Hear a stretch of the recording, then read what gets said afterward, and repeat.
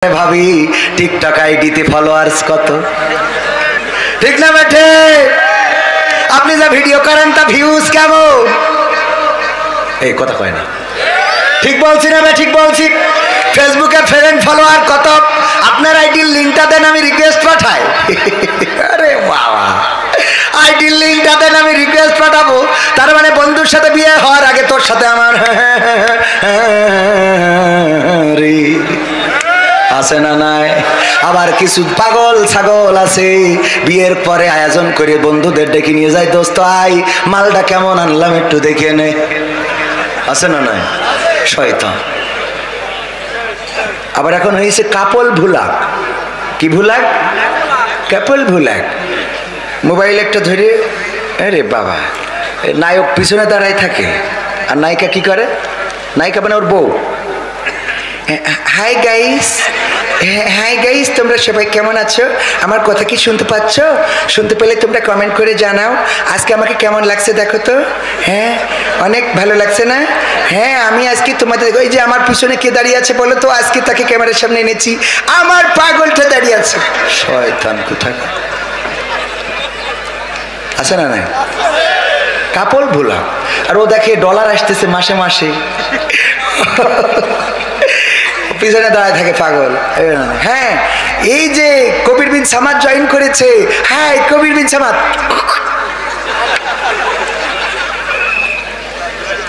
সত্য না মিথ্যা? এইগুলো করে আমি বলি যে এই মেয়েটা যার স্ত্রী এইভাবে কাপড় ভোলা করলো আর উড়ান্ত কিস, ফ্লাইং কিস বলে, ইংরেজি আমি ভালো বুঝি না, আপনারা বুঝতে পারেন। আর এখন নাম বলার ক্ষেত্রেও তো সাবধান, কোনে কোন নাম বলবো পরের দিন দেখো অনলাইন গরম হয়ে যায়। আমার আমির হামজা ভাই একটা নাম বলে বিপদে পড়েছে না পড়ে নাই? কথা কয় না, পড়েছে না পড়ে নাই? মুফতি আমির হামজা নামটা বললো আর তুমি কত বড় আল্লাহর ওলি তুমিও চিনলে। কথা কয় না? তুমি যদি আল্লাহর ওলি হও তাইলে নাম বলার পরে চেনো কেমনে? আমি উদাহরণ দিতে যেয়ে বলি, ছায়া ডুলু ডুডু ডি মালয়েশিয়া, কালো আডা কাওয়ান সিনি ডুলু ডুডু মালয়েশিয়া বলে পাহাম সে কাপ ছায়া আডা আডা sepa angkat tangan sepa dulu duduk Malaysia. Ini satu orang lagi, ada lagi 1 2 3 4 5 6 banyak orang loh. Kawan ini dulu duduk Malaysia, saya apa sikap dia orang saja paham, lain orang tak paham, betul kan? Betul? Ini orang cakap betul. দেখেন কারণ কি, আমি যে কথাগুলো বললাম এরা মালয়েশিয়ায় ছিল, মালয়েশিয়ার আমার আগের হাজি হয়তো, এই জন্য আমার কথাগুলো বুঝে ফেলেছে, ঠিক কিনা? অথবা আমার সমপরিমাণ হাজি, ঠিক না বে ঠিক? মালয়েশিয়ার হাজি, ভুল বললাম নাকি? তো আমি বললাম, ওনারা বুঝলো, বাকি যারা জান নাই তারা তো বোঝেন নাই। তো আমির হামজা ভাই একটা নায়িকার নাম বললো, তুমি সাথে সাথে বুঝলে, তাহলে তুমিও তো হাজি কম না। কথা কয় না? তুমি যদি আল্লাহ আল্লাহ হও তাহলে ও যখন বলিছে রাশমিকা মান্দানা, তুই তো মনে করবি এটা মনে হয় আতা ফল খাওয়ার জিনিস। কথা কয় না? তোর তো এটা বুঝার কথা, তুই বুঝলি কি করে? আমি তো এটাই বুঝে পাচ্ছি না। আল্লাহওয়ালা সাজো, আল্লাহওয়ালা, কত আল্লাহওয়ালা, এসব আল্লাহর ওলিরা ভালো করেই জানে। ওয়াজ করি ফজরের নামাজ কজনে পড়ো, ওটা নিজে হুজুর নিজেই বুঝি, পরের কথা কওয়ার দরকার নেই, ঠিক আছে না বে ঠিক বললাম?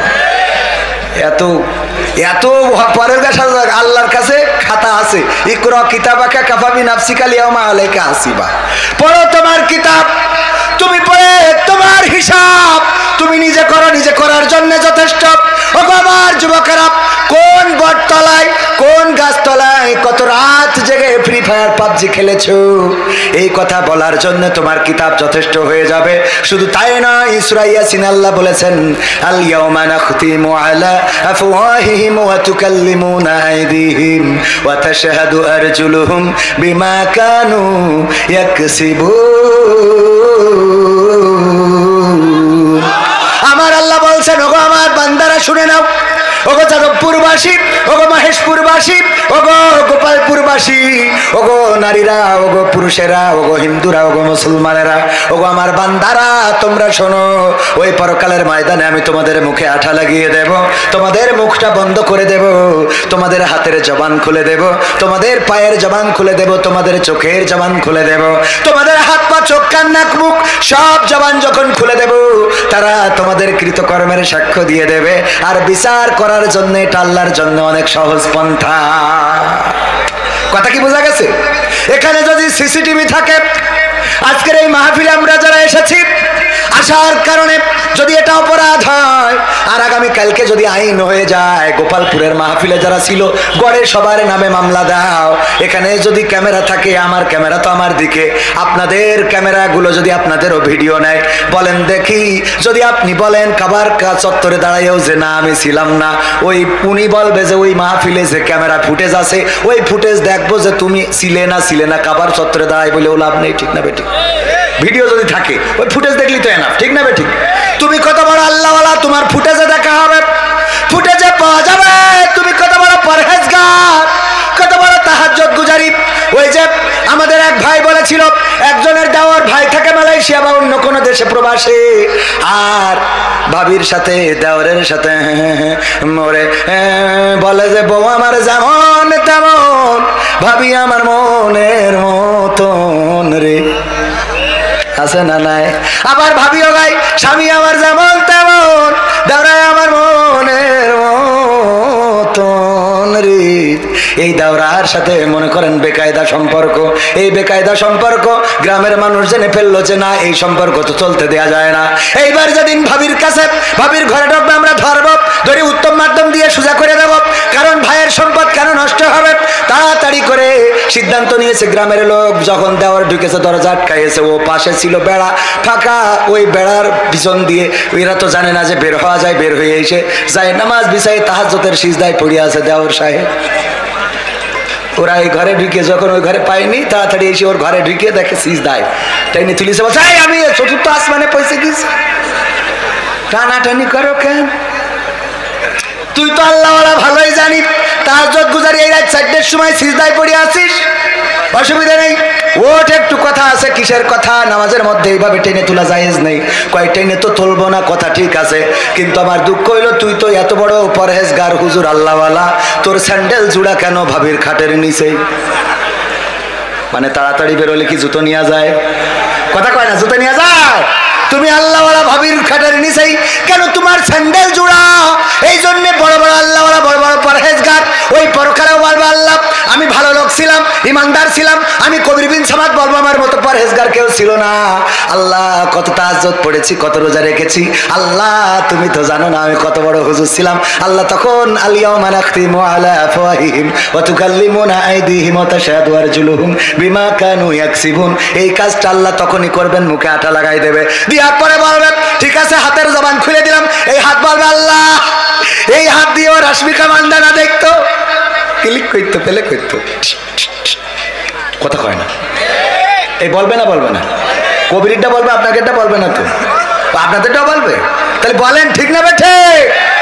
ওগো আমার ভাইয়েরা, পরিমণি দেখতো চায়ের দোকানে, সেই চায়ের দোকানে বসার কারণে আপনার জবান বলা লাগবে না, বরং আপনার চোখ বলবে আল্লাহ সকালবেলা এসে 3 ঘন্টার একখান সিনেমা না মেরে বাড়ি যেত না। ওর বউ কত করে বলেছে তাড়াতাড়ি এসে আসে না। শীতের রাত যখন সিরিয়াল শুরু হয়ে যেত, সিনেমা শুরু হয়ে যেত, পরিমণি, রুনা লাইলা, তারপরে ওই যে ঐশ্বরিয়া রায়, কারিনা কাপুর, এদের ওই সিনেমা আর ওই যে ব্রাইং ছাড়া নাচ, কত সুন্দর করে এরকম করে নাচতো, ওইগুলো দেখে বউ একা একা লেপ গরম করতো, তাও আসতো না। এই কাজ ওই বান্দা করতো। আল্লাহ তুমি এরপরে যা করার করো। পা বলবে কথা সত্য, কারণ আমার এই পায়ে হেঁটে হেঁটে যেত, কথা কয় না, সাক্ষ্য দিয়ে যাবে যুবকেরা, এইবার ওই বিপদে পড়ে যাবা কিয়ামতের ময়দানে। কথাটা আমার কোনো বানানো কথা নাই, পবিত্র কোরআনের সূরা ইয়াসিন পড়ে দেখবা ভাইরা আমার, আল্লাহ রাব্বুল আলামিন এইভাবে হিসাব নিয়ে নেবেন। সুতরাং সেই পরকালে আমাদের তো যেতেই হবে, সেখানে যাওয়ার জন্য তৈরি হওয়ার দরকার আছে না নাই?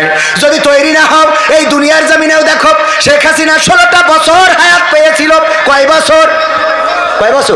16 বছর হায়াত পাইল। আল্লাহ বলল আল্লাযী খালাকাল মাউতা ওয়াল হায়াতা লিয়াবলুয়াকুম আইয়ুকুম আহসানু আমালা। আল্লাহ বলছে আমি তো 16 বছর হায়াত দিলাম, আর তোর মৌত দিলাম, ছাত্র আন্দোলন করবে আর তোর মৌত হয়ে যাবে, সিয়ার ছেড়ে চলে যেতে হবে। এই 16টা বছরে দেখতে চাই আমলের দিকে কত প্রতিযোগিতা করতে পারিস, কিন্তু এই 16 বছরে আল্লাহর ওলি শয়তানের দিকে খালি আগাইছে আর আগাইছে। ঠিক না বেঠে? এই 16 বছর হায়াতে জিন্দাগিতে ভালো কাজ না করার ফল হলো এই বাংলাদেশটা তার বাবা সংগ্রাম করে বলেছিল, এবারের সংগ্রাম স্বাধীনতার সংগ্রাম, এবারের সংগ্রাম মুক্তির সংগ্রাম, তোমাদের যা কিছু আছে তাই নিয়ে শত্রুর মোকাবেলায় প্রস্তুত থাকো। এমন করে যে রক্ত গরম করা ভাষণ দিল, তার সন্তান এই বাংলার জমিনে থাকার মতো সাহসটাও পাইল না। ঠিক না বেঠে? ক্ষমতায় কেউ কতক্ষণ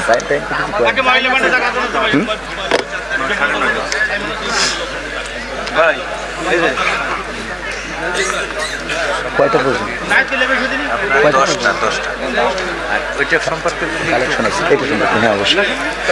আমার ভাইয়েরা আসুন আসুন, যেই কথা বলছিলাম ক্ষমতার চেয়ার চিরদিন থাকে, একটা সময় দেয়া হয়, সেই সময়টা উনি মাহফিলের সভাপতি। এই মাহফিলটা সুন্দর করে সব দিক ব্যালেন্স করে যদি বাস্তবায়ন করতে পারেন তবেই সার্থকতা। আর যদি এই মাহফিলে কোনো অনাকাঙ্ক্ষিত পরিস্থিতি হয় তাইলে ওনার দায়িত্ব আছে না নাই? কথা কেন আছে না নাই? আমাদের জননেত্রী শেখ হাসিনা 16টা বছর পেয়েছিলেন। এই 16 বছর যদি খেদমত করতেন আল্লাহর পথে, ইসলামের পথে, কোরআনের পথে, আল্লাহ তার রাসূলের পথে, তাইলে ফাঁসিও হইলেও অন্তত বাংলাদেশের জমিন ছাড়া লাগতো না। বলেন ঠিক কিনা? যারা আল্লাহর পথে আছে তাদের ফাঁসি হয়েছে, জীবন চলে গিয়েছে, হাসতে হাসতে ফাঁসির কাষ্টে ঝুলে পড়েছে, তবুও বাতিলের কাছে মাথা নত করেছে। কথা কয় না? করেছে না? করে নাই, বরং তারা আজকে আবার সম্মানিত হয়েছে না হয় নাই? আমার শেখ হাসিনা বলল ডক্টর ইউনূস আর খালেদা জিয়ার পদ্মা সেতুর পর থেকে টুস করে ফেলে দিতে হবে, আর আল্লাহ রাব্বুল আলামিন বলল তোর চেয়ারে আমি ওকে দুইজনের বসাই দেবো। দিয়েছে না দেয় নাই? ক্ষমতায় কেউ স্থায়ী হয় না, হোক না সে হাসিনা কিবারে না, সে আরটা চিরকাল থাকে না। ক্ষমতায় কেউ স্থায়ী হয় না, মুজিবুর বেশি দিন থাকেনি, জিয়াউর কেউ তো রাখেনি। একজন একভাবে গিয়েছেন আর একজন এই দেশে শান্তি আনতে চেয়েছেন, কিন্তু তারপরেও তাকে রাখা হয় নাই। মুজিবুর বেশি দিন থাকেনি, জিয়াউর কেউ তো রাখেনি, এরশাদ চলে গেছে পৃথিবী ছেড়ে, এরশাদ চলে গেছে পৃথিবী ছেড়ে, কেউ আজ তার কথা কয় না। ঠিক না বেঠে? ক্ষমতায় কেউ স্থায়ী হয় না, হাসিনা ক্ষমতা ধরে রাখতে আয়না ঘর বানিয়েছিল, জনগণের রোশন হলে দাদার দেশে পালিয়ে গেল। হাসিনা ক্ষমতা ধরে রাখতে আয়না ঘর বানিয়েছিল, জনগণের রোশন হলে দাদার দেশে পালিয়ে গেল। বিবি হারুনের পাশে আর, বিবি হারুনের পাশে আর পরিমণিদের দেখা যায় না। ঠিক না বেঠে? ক্ষমতায় কেউ স্থায়ী হয় না, হোক না সে হাসিনা কিবারে না, সে আরটা চিরকাল থাকে না। কথা ঠিক বললাম না বেঠিক বললাম? এই চেয়ারটার একটা সময় আছে, 5 বছরের মেয়াদ। যদি কেউ চেয়ারম্যান হয়, এমপি হয়, মেম্বার হয়, যদি কেউ প্রধানমন্ত্রী হয়, জোর করে ক্ষমতা রাখা যায়, কিন্তু দুঃখজনক হলেও সত্য যে তাহাজ্জুদ পড়িয়ে ভোট নিয়ে ক্ষমতায় গেলেও আল্লাহ রাব্বুল আলামিনের কাছে নামাজ কবুল না হইলে ক্ষমতা চেয়ার টেকে না। ঠিক না বেঠি? কথা কয় না? ঠিক না বেঠে? আর আগামীতে কোন তাহাজ্জুদ পড়ে আর ভোট নিয়ে যাবে? ভোটও জনগণের অধিকার, এই অধিকার যেন সৎ পাত্রে দিতে পারে, তার পছন্দের প্রার্থীকে দিতে পারে, সেটা নিশ্চিত করার দরকার আছে না নাই? আগের সময় কেমন ভোট হতো? আল্লাহর ওলি আমাদের এক মুরব্বী দাদা অনেক কষ্ট করে লাঠি ভর দিয়ে দিয়ে সকালবেলা ভোটের মাঠে পৌঁছাইছে। পৌঁছানোর পরে বলছে, বাবা আমার নাম্বারটা কি দেখে দাও, কার সিট কুট দাও, যাই সিলটা মেরিয়ে আসি। বলছে আপনি রওনা দিয়েছেন কখন? ফজরের নামাজ পড়েই তো রওনা দিলাম। বলছে আমরা তো সে তাহাজ্জুদ পড়ি কাম সেরে ফেলেছি। আপনি তো একজন ফজর পড়ি, আমরা তো তাহাজ্জুদ পড়ি লাগিয়েছি, সে তো তেশমারা সারা। তাহলে কি করা যায়? নোকে একটু কালি লাগিয়ে দাও, না হইলে পুত্রবধূ রাগ করবে। কালি লাগিয়ে যখন যাচ্ছে বলছে চাচা শোনেন, আবার যেন শাশিরে কষ্ট দিয়ে পাঠাইয়েন না। বলছে কেন, তোমার শাশির ভোটও কি দিয়ে গেছে? বলছে যে বুঝতে পারিনি তো, মনে করছে কি বোঝে না বোঝে মুরব্বী। বলছে হ্যাঁ হ্যাঁ হ্যাঁ শাশির দাও হয়ে গেছে। তোমার দেখো তাহলে তোমার শাশি কত বড় নেমো খারাপ গো। আরে আল্লাহ ওর জাহান্নামে রাখুক, ও জাহান্নামে রাখুক, ওর সাথে আমি জাহান্নামে জান্নাতেও যেতে চাই না। আল্লাহ কত বড় নেমো খারাপ। আল্লাহ তোমার চাচা কি হয়েছে, এত দুঃখ কেন শাশির পরে? দুঃখ হবে না কেন? আজ মরি গেছে 16টা বছর হয়ে গেল, তুই এসে ভোটটা দিয়ে গেছিস, তা আমার সাথে দেখা করতে হবে। আমি বুড়ো কি করিয়ে থাকি এই শীতের সময়, একটু দেখা করিয়ে গেলে কি ভালো হতো। ও দেখা না করিয়ে ভোট দিয়ে চলে গেল, কি বুঝলি? ঠিক না বেঠে? এখন আর এই ভোট কি চলবে না? এই ভোট চলবে না। জনগণ যাকে চায় তাকেই ভোট দিবে। ভাইয়েরা আমার কাছে বলেছে হুজুর মা ও বাবার খেদমত প্রসঙ্গে একটু বলার জন্য অনুরোধ করছি। মা ও বাবার খেদমতের আগে আমি বলবো, একবার সিন্দাবাদ নাকি এক দ্বীপে নোঙ্গর করেছিল, জাহাজ ভিড়িয়েছিল। তারপরে সেই দ্বীপে খাবার কিছু নাই, কিন্তু অনেকগুলো নারকেল গাছ ছিল, আর সেই নারকেল গাছে ছিল বানর। এই বানর থাকার কারণে নারকেল গাছে উঠতে দিচ্ছিল না, যখন উঠতে যাচ্ছিল বানরে হাসর দিচ্ছিল। এই কারণে সিন্দাবাদরা একটা বুদ্ধি করলো যে তাড়াতাড়ি করে ওই বানরদের কাছ থেকে নারকেল যদি পাড়তে হয় কি করতে হবে? কি করতে হবে আপনারা বলেন? কি করতে হবে? ডেলা মারতে হবে। হ্যাঁ, আরে যশোরের মানুষ, মহেশপুরের পোলা, কোটি টাকা তোলা বসবে না কেন? ডেলা মারতে হবে। নিচের তেইরা যখন ডেলা মারলো, বানরেরও রাগ হয়ে গেল। ওরা তখন ডেলা মারা শুরু করলো কি দিয়ে? ডাব দিয়ে। বিনিময়ে এরা ডেলা মারলো, ওরাও ডেলা মারলো। এদের খাওয়ার খোরাক হয়ে গেল, পানি হয়ে গেল, ডাব খাওয়া হলো, নারকেল খাওয়া হলো। ওগো আমার ভাইয়েরা, যারা বলেছেন আমি আপনাদের রেসপেক্ট করি, মা বাবার খেদমত সন্তানেরা যেন করে, এই সন্তানেরা যে খেদমত করবে, ওই খেদমত করার জন্য ওদের দিকে ডেলা মারার দরকার আছে না নাই? মা যদি সন্তানকে সালাম দেয়, ওই সন্তান মাকেই উল্টো সালাম দেবে, কথা কয় না? বাবা যদি সন্তানকে সালাম দেয় আসসালামু আলাইকুম, সন্তান বাবাকে সালাম দিবে। আর যদি বাবা বলে জয় বাংলা, সন্তান বলবে জয় বঙ্গবন্ধু, কথা কয় না? তুমি যেটা বলবা সেটাই বাবা। তুমি যদি ইচ্ছো পাটকেল খাবা, তুমি যদি ডেলা ছড়ো ডাব পাবা। সন্তানকে মা বাবার খেদমত প্রসঙ্গে সন্তানকে বলার আগে বলবো, গো আমার মায়েরা বাবারা, আপনারা অন্তত সন্তানের খেদমত করেন। কারণ সন্তানের যদি খেদমত করতে ব্যর্থ হন, এই সন্তান আপনি যেভাবেই বলেন না কেন, আপনার খেদমত করা সন্তান হবে না। আমি যতই আজ করি না কেন, মাটি দিয়ে কলস বানায় আমাদের মুরব্বীরা উদাহরণ দিত। মাটি দিয়ে ভাড় বানায়, মাটি দিয়ে হাড়ি বানায়, মাটি দিয়ে অনেক কিছু বানায়, পুতুল বানায়, বাঘ বানায়, উল্লুক বানায়, ভাল্লুক বানায়। এই মাটিটা শক্ত না নরম? যখন শক্ত হয়ে যায়, যে মাটি দিয়ে হাড়ি বানাইছে ওইটা দিয়ে কি আর কলস বানানো যাবে নাকি? কথা কয় না? কলস বানানো যাবে? যদি আল্লামা দেলোয়ার হুসাইন সাইদি ওয়াজ করে তাও হবে। যদি আমার গোলাম রব্বানী যুক্তিবাদী ওয়াজ করে তাও কি হবে? না, হবে না। সুতরাং ওয়াজ করে পরিবর্তন আল্লাহ রাব্বুল আলামিন চাইলে, যদিও এটা হাড়ির সাথে আমরা তুলনা দিলাম, উদাহরণ হিসেবে বললাম, কিন্তু ওটা নয় ভাইরা আমার লেখা গানের বই অনেক সঙ্গীত, 100টার বেশি সঙ্গীত আমাদের ক্যামেরাম্যান নিয়ে গেছে। যদি আপনারা নিতে চান নিতে পারেন, অনেক সঙ্গীত আছে, শিখতে পারবেন। আর গাইতে পারলে দাওয়াত আছে, টাকা আছে, খাওয়া আছে। কথা কয় না? এত আনঅ্যাক্টিভ শ্রোতা হলে হয় না। শ্রোতা হইতে হবে অ্যাক্টিভ শ্রোতা। কি শ্রোতা? খালি বড় বাড়ি অ্যাক্টিভ বলবে গণতন্ত্র চিনি না আমি, জানি না গণতন্ত্র, গণতন্ত্র দেখিনি আমি, শুনেছি গণতন্ত্র। আমার সোহাগ ভাই প্রায়ই বলে, ভাই এই গানটা একটু গাবেন, আজ না গেলেও মন খারাপ করবেন। গণতন্ত্র চিনি না আমি, জানি না গণতন্ত্র, গণতন্ত্র দেখিনি আমি, শুনেছি গণতন্ত্র। শুনেছিলাম আমি বাংলাদেশে গণতান্ত্রিক রাজা, যখন যারে মনে চেয়েছে ধরে দিয়েছে সাজা। ঠিক না বেঠে? শুনেছিলাম আমি বাংলাদেশে গণতান্ত্রিক রাজা, যখন যারে মনে চেয়েছে ধরে দিয়েছে সাজা। কাউকে দিয়েছে ফাঁসির দণ্ড, রেখেছে আয়না ঘরে, কাউকে আবার লাশ বানিয়ে ভাসিয়েছে সাগরে। ঠিক না বেঠে? না বেঠে? কাউকে দিয়েছে ফাঁসির দণ্ড, রেখেছে আয়না ঘরে, কাউকে আবার লাশ বানিয়ে ভাসিয়েছে সাগরে।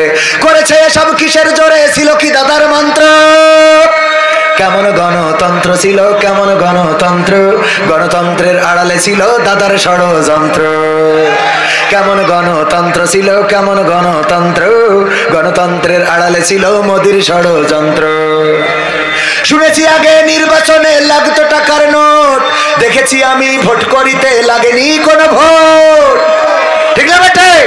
শুনেছি আগে নির্বাচনে লাগতো টাকার নোট, দেখেছি আমি ভোট করিতে লাগেনি কোনো ভোট। ভোটের আগে পাশ হয়েছে মন্ত্রী মিনিস্টার, লাগেনি মিছিল, লাগেনি মিটিং, ছাই তবুও তো কিছু কয় না। বিরোধী দল যারা সংসদে ছিল তারা ছিল পোষা ময়না, দেশ জ্বলে পুড়ে হয়েছিল ছাই তবুও তো কিছু কয় না। শাসনে ছিল না সততা নিষ্ঠা, বিচারের ছিল না মান, সংসদে বুঝি তাই শোনা যেত মমতাজের গান। ঠিক না বেঠে? শাসনে ছিল না সততা নিষ্ঠা, বিচারের ছিল না মান, সংসদে বুঝি তাই শোনা যেত মমতাজের গান। বিরোধী দল নাই, ওটা তো ছিল ডিজিটাল ষড়যন্ত্র। কেমন গণতন্ত্র ছিল, কেমন গণতন্ত্র, গণতন্ত্রের আড়ালে ছিল দাদার ষড়যন্ত্র। কেমন গণতন্ত্র ছিল, কেমন গণতন্ত্র, গণতন্ত্রের আড়ালে ছিল মোদির ষড়যন্ত্র। নায়েবে রাসূল কোরআনের পাখি বলতো মানুষ যারে, 13টি বছর সেই মানুষের রেখেছিল কারাগারে। নায়েবে রাসূল কোরআনের পাখি বলতো মানুষ যারে, 13টি বছর সেই মানুষের রেখেছিল কারাগারে। কোরআনের কথা বলতে গেলেই করতো গ্রেফতার, ইসলামী বই কোরআন হাদিস করতো যে উদ্ধার। দিনের কথা বলতে গেলেই করতো গ্রেফতার, ইসলামী বই কোরআন হাদিস করতো যে উদ্ধার। ওসবে নাকি থাকতো লেখা নাশকতার মন্ত্র। কেমন গণতন্ত্র ছিল, কেমন গণতন্ত্র, গণতন্ত্রের আড়ালে ছিল দাদার ষড়যন্ত্র। কেমন গণতন্ত্র ছিল, কেমন গণতন্ত্র, গণতন্ত্রের আড়ালে ছিল মোদির ষড়যন্ত্র। কেমন গণতন্ত্র ছিল, কেমন গণতন্ত্র, গণতন্ত্রের আড়ালে ছিল রয়ের ষড়যন্ত্র। ঠিক না বেঠে?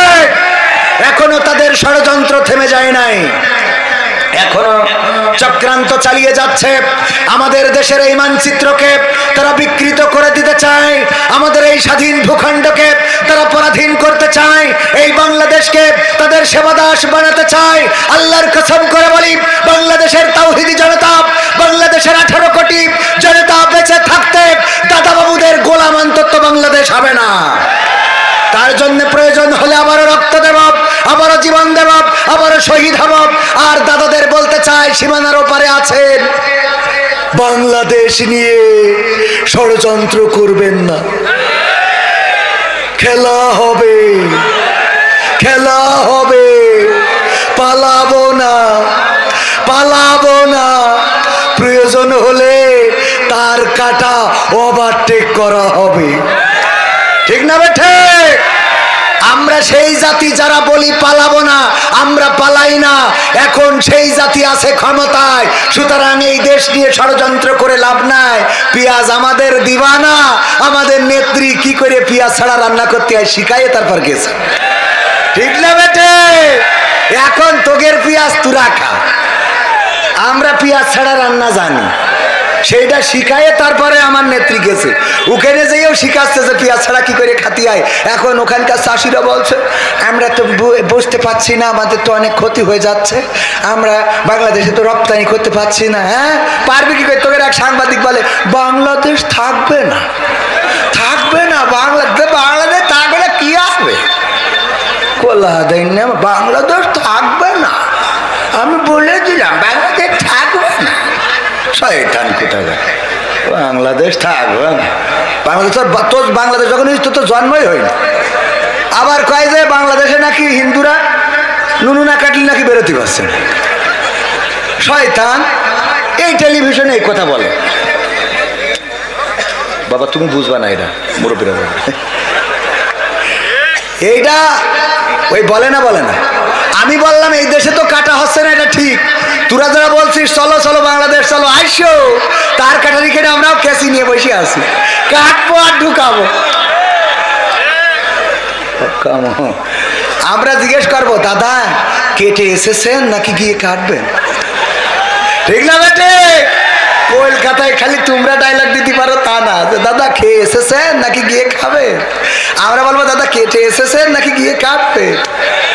শয়তান। বাবরি মসজিদ ভাঙে কারা? ভেঙেছে কারা? এই বাংলাদেশে কোনো মন্দিরে হামলা চালানো হয় নাই, এই বাংলাদেশে মূর্তি ভাঙা হয় নাই, বরং বাংলাদেশের তাওহীদি জনতা, মাদ্রাসার ছাত্ররা, কোরআনের খাদেমেরা, ইসলামী আন্দোলনের নেতা কর্মীরা এবারের দুর্গাপূজায় মন্দিরের সামনে যে পাহারা দিয়ে প্রমাণ করে দিয়েছে আমাদের দেশ অসাম্প্রদায়িক বাংলাদেশ। হিন্দু, বৌদ্ধ, খ্রিস্টান মিলেমিশে বসবাস করেন এই বাংলাদেশে। অন্য ধর্মের লোক ডিবে যেমন কুসুম নিরাপদ থাকে তেমনই নিরাপদে আছে, বলেন ঠিক কিনা?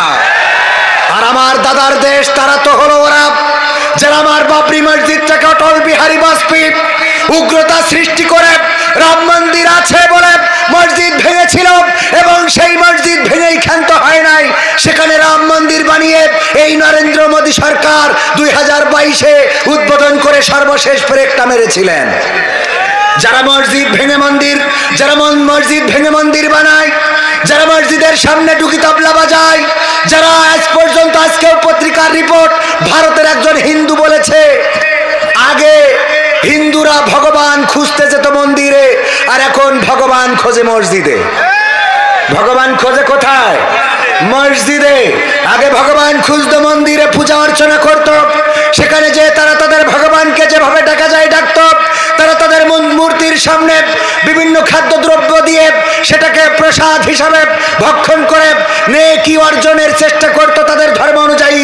আর এখন তারা মসজিদ ভাঙার জন্য প্রস্তুতি শুধু নেয় নাই, বরং ভারতে মসজিদ ভাঙার একটা ইমেজ তৈরি হয়েছে।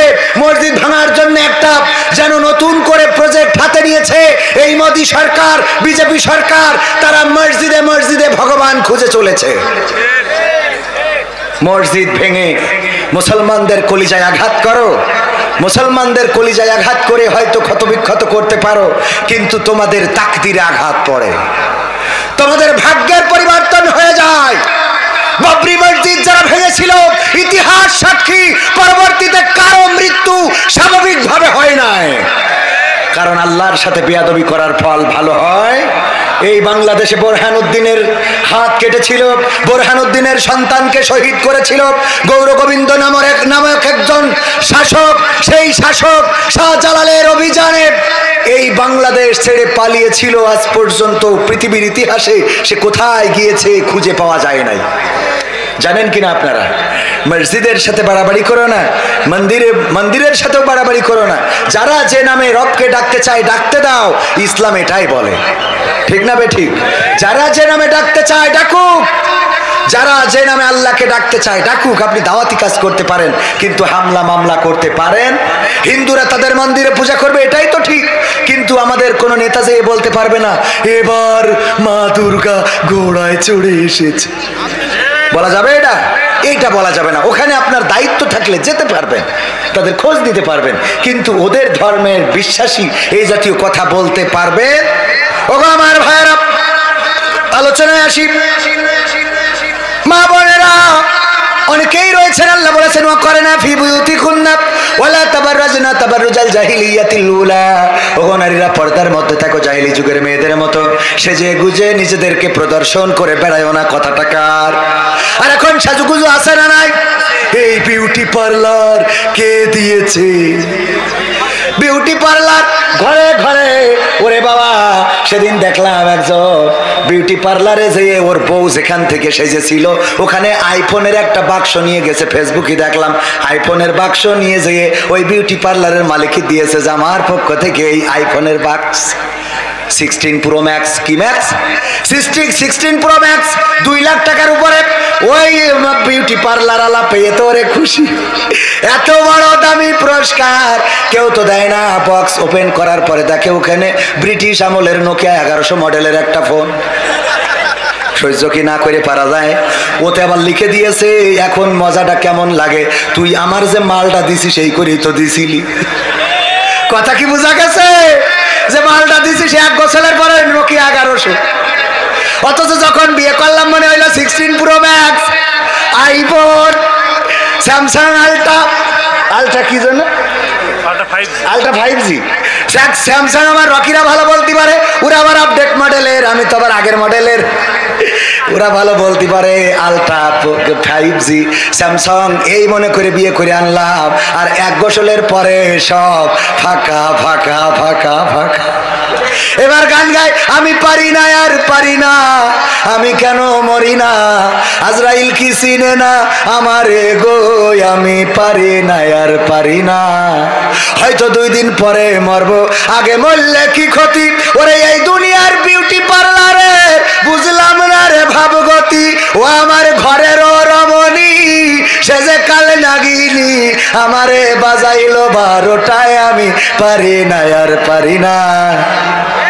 কথা কয় না, তবে পুরুষদের ধন্যবাদ দিতে হয়, এরা এই ভালো যে বলে আমি পারি না আর পারি না, আমি কেন মরি না, হয়তো 2 দিন পরে মরবো, আগে মরলে কি ক্ষতি।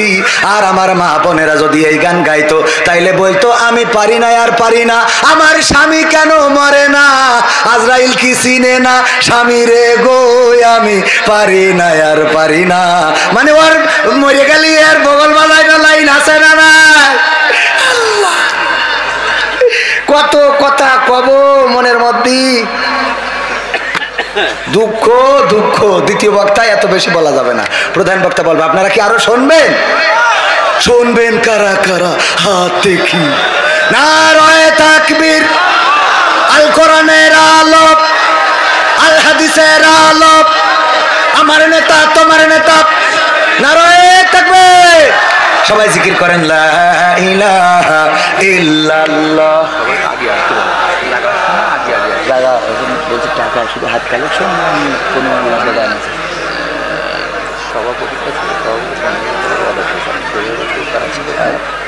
বাকিটা হাত কালেকশন, প্যাকেট নিয়ে রেডি হতে পারে। আর বলেন যে কারা কারা দেবে, দেবে কিনা মাদ্রাসা না তো এই পড়া বন্ধ করতেছেন, আপনি ফাঁকি দিয়েছেন, তা আমরা কি করবো? ঠিক না বে ঠিক? ওই যে ভালছে যে এই লিচু চুরি করিস রোজ রোজ, কিডারে তোরাই ধরি ফেলিছি, তোর আব্বার নাম কি তাই কর। তো বলছে কেন? বলছে তোর আব্বার কাছে বিচার দেবো। তো বলছে বিচার দেবেন আব্বার কাছে? দেবো মানে কি, তোর আব্বার নাম কি? বলছে আব্বা তো বাড়ি নেই। বাড়ি নেই কনে? বলছে আব্বা তো উপরে ডালেতে পেড়ি দিচ্ছে, আমি কেন ধরছি, বোঝা যায়নি। স্যার বলতেছে অঙ্ক অঙ্ক তো যা করেছি সব ভুল, সব ভুল। তো সব ভুল?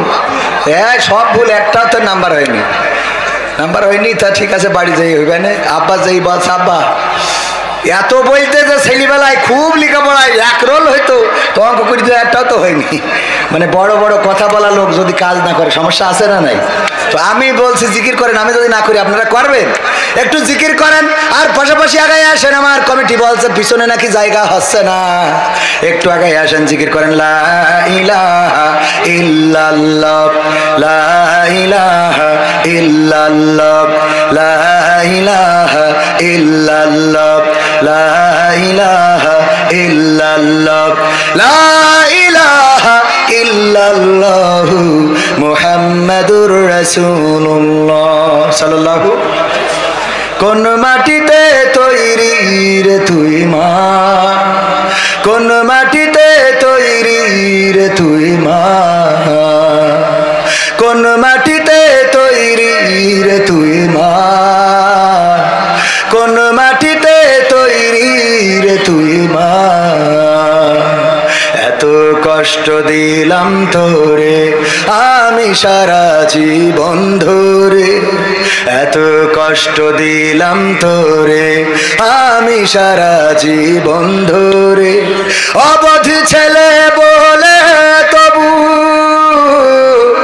অবধ ছেলে বলে তবু করলি রে ক্ষমা, কোন মাটিতে তৈরি রে তুই মা, কোন মাটিতে তৈরি রে তুই মা, কোন মাটিতে তৈরি রে তুই মা, কোন মাটিতে তৈরি রে তুই মা, মাটির মতো সহ্য করার প্রবল ক্ষমতা, তবু তোর ঠোঁটে ঝরে মায়ের মমতা, মাটির মতো সহ্য করার প্রবল ক্ষমতা, তবুও তোর ঠোঁটে ঝরে মায়ের মমতা। তিন ভুবনের স্বর্গ শুধু, তিন ভুবনের স্বর্গ শুধু তুই তো আমার মা। অবধ ছেলে বলে তবু করলি রে ক্ষমা। কোন মাটিতে তৈরি রে তুই মা, কোন মাটিতে তৈরি রে তুই মা, কোন মাটিতে তৈরি রে তুই মা, কোন মাটিতে তৈরি রে তুই মা। আবার যদি কখনো মা জন্ম আমি পাই, সব জন্মেই তোর কোলে মা সুখের মরণ চাই। আবার যদি কখনো মা জন্ম আমি পাই, সব জন্মেই তোর কোলে মা সুখের মরণ চাই। আমি মারা যাবার আগে, আমি মারা যাবার আগে মরিস না তুই মা। অবধ ছেলে বলে তবু করলি রে ক্ষমা। কোন মাটিতে তৈরি রে তুই মা, কোন মাটিতে তৈরি রে তুই মা, কোন মাটিতে তৈরি রে তুই মা, কোন মাটি